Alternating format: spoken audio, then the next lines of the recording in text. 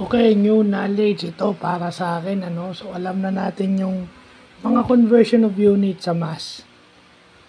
Kilograms, milligrams, ganyan. Pounds, short ton, long ton, ganyan. Pero itong hundredweight, okay, yung hundredweight at saka yung quintals, ito yung bago. So, yung yung isang quintal daw is equivalent to 100 kilograms. So, pag 100 kilos pala, isang quintal yun. Okay, yung isang hundredweight is 50 kilograms. So, yung isang sakong bigas, alam naman natin yung isang sakong bigas is 50 kilos, di ba? So, isang hundredweight na yun. So, yun yung mga bagong knowledge na natututunan natin ngayon na it was never taught to me in school.